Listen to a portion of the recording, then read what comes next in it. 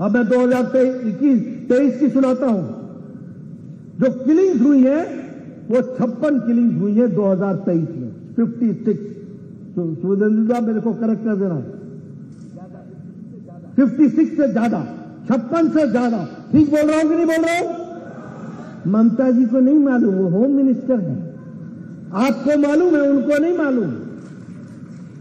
क्या सरकार चला रहे हो? More than 56।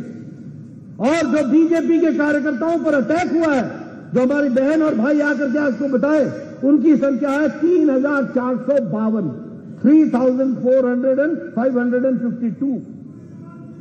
और बूथ कैप्चरिंग जो हुई है उसकी संख्या है 21,069। और जो इस बार लोग अपने घरों को छोड़ करके आए हैं उनकी संख्या 1000 के आसपास है। और उसी तरीके से जो महिलाओं पर आक्रमण हुआ है रिलीफ कैंप में, उनकी संख्या 3000 है। और ये जो पंचायत के चुनाव हैं, ये सारी जुडिशियल स्क्रूटनी के तहत इस पर काम हो रहा है, यह भी हमको ध्यान में रखना चाहिए। अब इन्होंने भ्रष्टाचार की बात की। आप बताइए, बंगाल में टीएमसी का कार्यकर्ता टोलाबाजी करता है कि नहीं करता है? करता है कि नहीं करता है? कौन सा प्रमाण मांग रहे हो आप बताइए, प्रधानमंत्री गरीब कल्याण अन्न योजना में भ्रष्टाचार हुआ कि नहीं हुआ? आप बताइए कि अम्फान के राहत कार्य में, अनाज में और राहत कार्यों में घोटाला हुआ कि नहीं हुआ?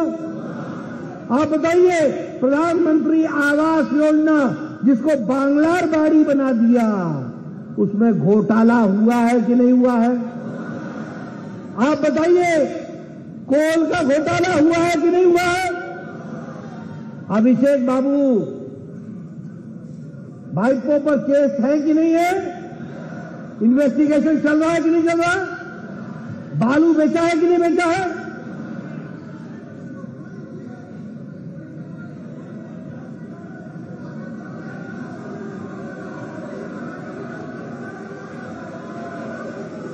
आप बताइए, कौन कौन से आइटम में घोटाला हुआ है? सारे आप गिना रहे हैं, ऊपर से नीचे तक हर बात में घोटाला हुआ है। इस बात को भी हमको ध्यान में रखना चाहिए। ये घोटाले पे घोटाला, एक से एक घोटाला, लेकिन ये बोलेंगे कि कोई घोटाला नहीं हुआ है। आप बताइए, शारदा में घोटाला हुआ है कि नहीं हुआ है? आप बताइए, हाईकोर्ट का घोटाला हुआ है कि नहीं हुआ है?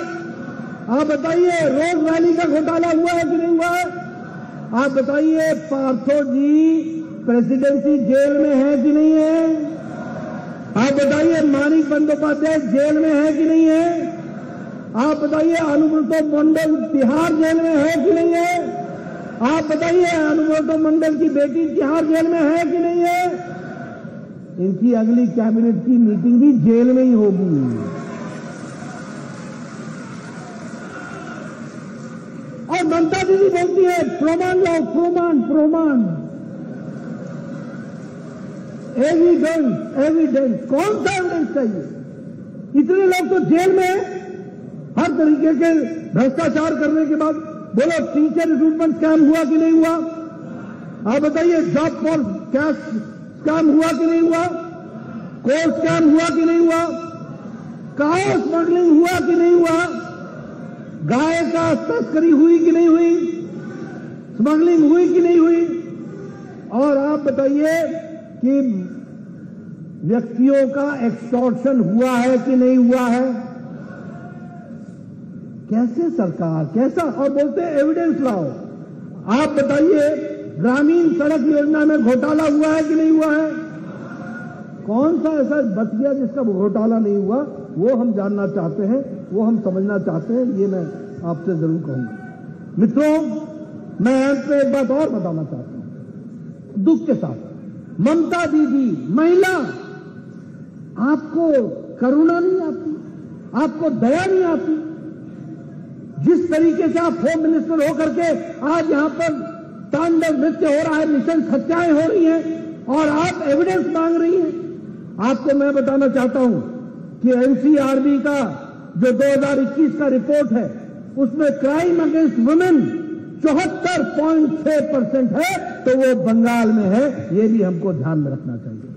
उसी तरीके से अगर हम कहें एसिड अटैक में उसमें भी बंगाल सबसे आगे है। और अगर हम कहें हीनियस क्राइम में भी अगर हॉटस्पॉट है तो वह भी बंगाल है। और सबसे दुख के साथ कहना पड़ता है कि महिलाओं की ट्रैफिकिंग भी सबसे ज्यादा हो रही है तो बंगाल से हो रही है। यह परिस्थिति ला करके खड़ी की है।